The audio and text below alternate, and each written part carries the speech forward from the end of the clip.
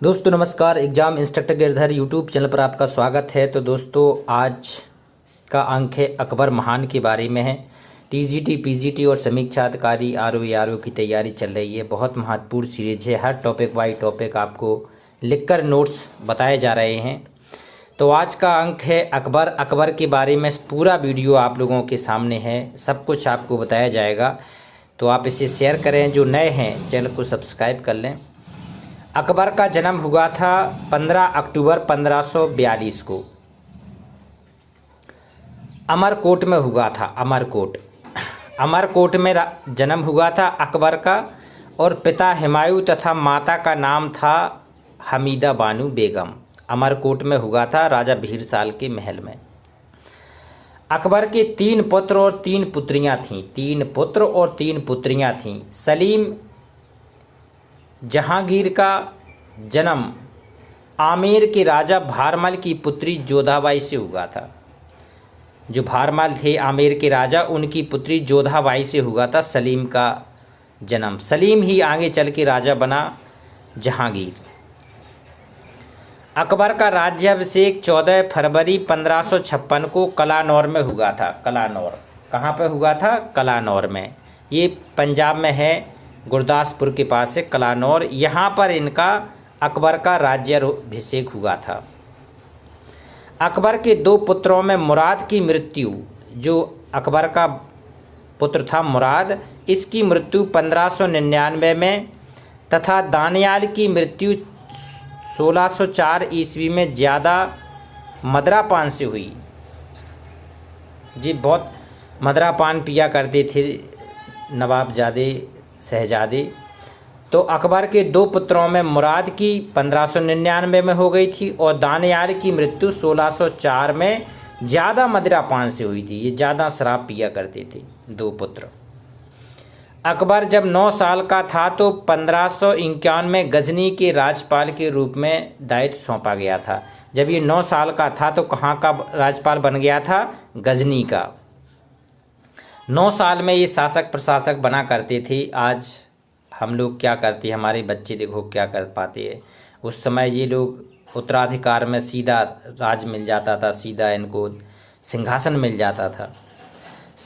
सरहिंद के युद्ध में अकबर ने हुमायूं की मदद की थी।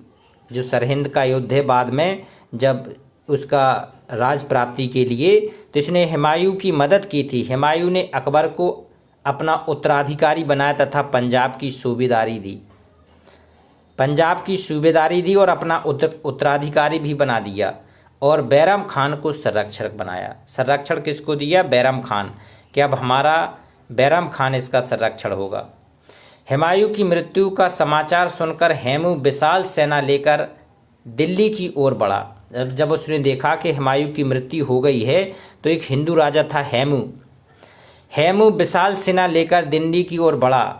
उसने आगरा तथा बाद में दिल्ली पर अधिकार कर लिया। बताओ, एक ऐसा राजा उस समय पैदा हो गया है जिसने पहले आगरा फिर दिल्ली पर अधिकार कर लिया तथा विक्रमादित्य की उपाधि धारण की।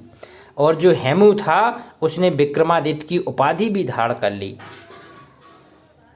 मध्यकालीन भारत में हेमू एकमात्र हिंदू शासक था जिसने दिल्ली के सिंहासन पर अधिकार कर लिया था। तो कम समय के लिए बना था लेकिन एक नाम कर गया कि हेमू और दिल्ली के तख्त पर बैठने वाला प्रथम हिंदू शासक था मध्यकालीन भारत में। 5 नवंबर को, अब यहाँ से उसकी दिक्कत होती है, 5 नवंबर को पानीपत का दूसरा युद्ध हुआ। 5 नवंबर को पानीपत के द्वितीय युद्ध में हेमू अकबर के समक्ष बड़ी वीरता से लड़ा। दुर्भाग्य से हेमू की आंख में तीर लग जाने से घायल हो गया। हेमू की आंख में दुर्भाग्य से क्या हो गया था? आंख में तीर लग जाने से वो घायल हो गया। पकड़कर उसे अकबर के सामने पेश किया गया, जहां बैरम खान ने तलवार से उसकी गर्दन को धड़ से अलग कर दिया। बताओ, अकबर के सामने पेश किया, लेकिन ये बहुत क्रूर था बैरम खान ने, कहते हैं उसने देखा कि ये बहुत बड़ा है, जब ये आगरा और दिल्ली पर शासन कर सकता है तो इसको छोड़ना कोई मतलब का नहीं है। तो उसने उसी समय तलवार निकाली और कहते हैं ये घायल हो गया था, आँख में तीर लग गया था, तो उसने वहाँ सबसे पहले उसको गर्दन से धड़ को अलग कर दिया, मार दिया उसको। दिल्ली और आगरा पर मुगलों का अधिकार हो गया। दिल्ली और आगरा पर मुगलों का अधिकार हो गया। पानीपत के युद्ध विजय का श्रेय बैरम खान को दिया जाता है। जो पानीपत का युद्ध हुआ इसका श्रेय किसको दिया जाता है? बैरम खान, क्योंकि ये तो छोटा था, और छोटा था तो वो क्या जाने शासन प्रशासन चलाना, तो पूरा शासन की बागडोर किसके हाथ में थी? बैरम खान। तो बैरम खान ने दिल्ली और आगरा पर पुनः अधिकार कर लिया।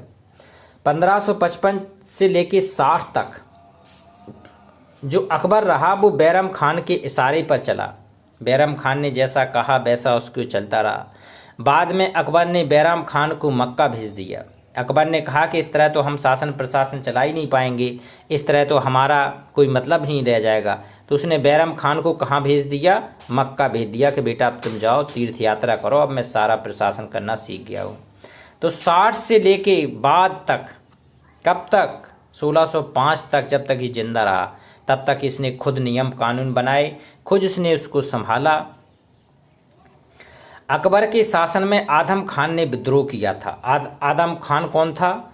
ये आदम खान अकबर की धाय माँ माहम अनगा का पुत्र था। कहते हैं इस माहम अनगा ने बचपन में अकबर को पाला था और उसी माहम अनगा का पुत्र था आदम खान, तो इसने विद्रोह कर दिया था। आदम खान ने अकबर के खास शमसुद्दीन अतका की हत्या कर दी थी। आदम खान ने किसकी हत्या कर दी थी? उसका जो खास व्यक्ति था अतका की हत्या कर दी। अकबर ने आदम को गिरफ्तार कर हाथ पांव बांध कर छत से फेंक दिया, जिससे 1562 में उसकी मृत्यु हो गई। देखो, तो इसने क्या किया? इतना क्रोधित हुआ अकबर कि आदम खान को पहले तो उसने गिरफ्तार कराया, फिर उसके हाथ बांधे, उसके पांव बांधे और छत से फेंक दिया, इससे उसकी मृत्यु हो गई। पुत्र आदम खान की मृत्यु के 40 दिन बाद माहम अनगा की मृत्यु हो गई। कहती है माहम अनगा की भी फिर मृत्यु हो गई थी, क्योंकि पुत्र का वियोग वो माहम अनगा सहन नहीं कर सकी। शहजादा सलीम ने अकबर के सामने विद्रोह किया। देखो, बहुत विद्रोह हुए, उसमें पुत्र ने भी विद्रोह कर दिया पिता के सामने। सलीम के इशारे पर ओरछा के बुंदेला सरदार जो वीर सिंह देव थे ने 1602 में अबुल फजल की हत्या कर दी। आईने अकबरी किसने लिखी? अबुल फजल ने। जो रतन था, 9 रत्नों में से एक था अबुल फजल, उसकी हत्या कर दी। तो कितना दुख पहुंचा होगा अकबर को। और ये बुंदेलखंड ओरछा के वीर सिंह देव ने की थी उसकी हत्या। सलीम को दंड देने के लिए सेना भेजी। सलीम ने आगरा पहुंच माफ़ी मांगी, अकबर ने माफ़ कर दिया। बताओ, पहले उसने मरवा दिया, फिर जब ये सलीम को दंड देने के लिए सेना भेजी तो वो आगरा पहुंच के उसने माफ़ी मांग ली। आमेर का राजा भारमल, देखो ये प्रश्न आता है, आमेर का राजा भारमल प्रथम राजा था जिसने स्वेच्छा से अकबर की अधीनता स्वीकार की, और 6 फरवरी 1562 को अकबर और जोधाबाई का विवाह हुआ। जी पहला राजा था राजपूत, कहते भारमल, ये आमेर का राजा था, इसने अधीनता स्वीकार की और इसने अकबर और जोधाबाई का विवाह स्वीकार किया। 18 जून, ये प्रश्न आता है हल्दी घाटी का युद्ध कब हुआ? 18 जून 1576 को हल्दी घाटी का युद्ध हुआ। कब हुआ? 18 जून 1576 को हल्दी घाटी का युद्ध हुआ। इसमें मुगलों तथा राणा प्रताप के मध्य हुआ। 2 शक्तियां लड़क बैठी, मुगल और राणा प्रताप। मेवाड़ का राजा था राणा प्रताप। मुगलों की सेना का नेतृत्व कर रहे थे मान सिंह, ये भी राजा। बताओ, एक राजा दूसरे राजा से लड़ रहा है। मुगलों की सेना का नेतृत्व मान सिंह ने किया। राणा प्रताप पराजित होकर अरावली की श्रेणियों में सड़ ली, लेकिन उसने अधीनता स्वीकार नहीं की। आज राजपूतों में अगर किसी का नाम बड़ी श्रद्धा और सम्मान से लिया जाता है तो राणा प्रताप का नाम लिया जाता है कि मरते मर गया, घास की रोटियां खाएं, लेकिन इसने अधीनता स्वीकार नहीं की अकबर की। 1573 में गुजरात विजय के बाद, कौन सी विजय के बाद? गुजरात विजय के बाद बुलंद दरवाजे का निर्माण कराया। पूछा जाता है किस विजय के बाद इसने बुलंद दरवाजे का निर्माण कराया? गुजरात विजय के बाद। गुजरात विजय के योगदान देने के कारण अब्दुल रहीम को खान खाना की उपाधि दी गई।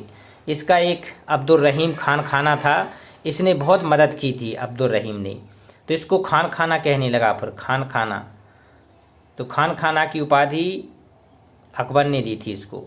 टोडरमल ने प्रथम भूमि बंदोबस्त शुरुआत की थी। बंदोबस्त कहाँ पे किया प्रथम? गुजरात में। गुजरात में टोडर ने प्रथम भूमि बंदोबस्त गुजरात में की। अकबर ने सर्वप्रथम दक्षिण में अभियान अहमदनगर के विरुद्ध किया। सबसे पहले अहमदनगर। अकबर के समय खानदेश जो था वो दक्षिण का प्रवेश द्वार कहा जाता है। खानदेश से ही कते दक्षिण की सीमा लग जाती थी। यहाँ के राजा अली खान ने स्वेच्छा से अकबर की अधीनता स्वीकार कर ली थी। जो अली खान था, इनने कहा स्वेच्छा से अपना अधीनता इसने स्वीकार कर ली थी। खानदेश यहीं से दक्षिण की सीमा लगती थी। अकबर की धार्मिक नीति सुलह कुल होता था, भाईचारे पर आधारित थी। अब ये 3-4 चीज़ें पूछी जाती हैं। 1562 में अकबर ने युद्ध बंदियों को दास बनाने तथा बलपूर्वक इस्लाम स्वीकार करने पर प्रतिबंध लगा दिया था। 1562 में अकबर ने युद्ध बंदियों को दास बनाने तथा बलपूर्वक इस्लाम स्वीकार करने पर प्रतिबंध लगा दिया था। 1563 में अकबर स्वयं मथुरा गया और तीर्थ यात्रा कर समाप्त कर दिया। जी कहाँ गया? ये मथुरा गया और तीर्थ यात्रा कर इसने समाप्त कर दिया। 1564 में अकबर ने हिंदुओं पर लगने वाला जजिया कर को भी समाप्त कर दिया। जजिया कर लगा करता था, तो इसने जजिया कर भी समाप्त कर दिया। अकबर ने 1575 में फतेहपुर सीकरी में इबादत खाना पूजा गृह की स्थापना की। इबादत खाना की इसने स्थापना की। इस्लाम धर्म के दर्शन को समझने के लिए प्रति बृहस्पतिवार को धार्मिक विचार विमर्श किया करता था। ये समझना चाहता था धर्म को, तो ये धर्म के दर्शन को समझने के लिए बृहस्पतिवार को धार्मिक विचार विमर्श किया करता था। ये 1578 में अकबर ने इबादत खाने का द्वार किसके लिए? सभी धर्मों के लिए खोल दिया गया। इबादत खाने को उसने सभी धर्मों के लिए खोल दिया गया। हिंदू धर्म के आचार पुरुषोत्तम एवं देवी को इबादत खाने में की धार्मिक चर्चा में बुलाया। हिंदू धर्म के जो आचार उसमें पुरुषोत्तम थे और देवी थी, इनको इबादत खाने में चर्चा के लिए भी बुलाया था इसने। जैन धर्म की ओर से हरिविजय सूरी इसको भी बुलाया और जगत गुरु की उपाधि दी गई हरिविजय सूरी को, और जिनचंद सूरी को युग प्रधान की उपाधि से आमंत्रित किया, क्योंकि इसका सहिष्णुता, ये चाहता था किसी प्रकार का विद्रोह ना हो, सारे धर्मों की एकता बनी रहे और हम राज करें। पारसी धर्म के लिए सूरत के पुरोहित दस्तूर जी मेहर जी राणा को बुलाया। दस्तूर जी मेहर जी राणा को भी आए थे इनके साथ। अकबर ने सितंबर 1579 को मजहर की घोषणा की। ये आता है कि उन्होंने मजहर की घोषणा कब की? ये 1579 को मजहर की घोषणा की। इस घोषणा से सभी धार्मिक मामले अपने हाथ में ले लिया और उसने अपने नाम का खुतबा पढ़वाया। मजहर पत्र का प्रारूप शेख मुबारक ने तैयार किया था। ये किसने तैयार किया था? शेख मुबारक ने मजहर पत्र का घोषणा पत्र तैयार किया था। मजहर,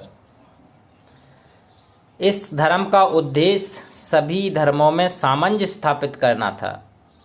दीन इलाही नवीन संप्रदाय का प्रधान पुरोहित अबुल फजल था। इसने दीन इलाही चलाया। जो इसका प्रधान पुरोहित कौन था? अबुल फजल।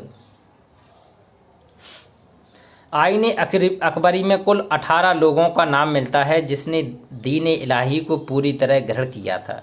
इसने जो धर्म चलाया था उसको कितने लोगों ने ग्रहण किया? 18 लोगों। ये चाहता था कि सबको पहुँचे, लेकिन मात्र 18 लोग ही ग्रहण कर सके। हिंदुओं में केवल बीरबल ही था जिसने यह धर्म को स्वीकार किया था, क्योंकि दरबारी कवि था, साथ में रहता था, तो बीरबल ने कहते हैं उसको अपनाया था। 1583 में अकबर ने नया संवत चलाया जिसे कहते हैं इलाही संवत। इलाही संवत कहते हैं। स्मिथ का कथन है, दीन इलाही अकबर की मूर्खता का स्मारक है, उसकी बुद्धिमत्ता का नहीं है। ये दीन इलाही क्या है? अकबर की मूर्खता का स्मारक है, उसकी बुद्धिमत्ता का नहीं है। बाल विवाह को रोकने के लिए अकबर ने बालकों की आयु 16 तथा कन्याओं की 14 वर्ष कम से कम निर्धारित की।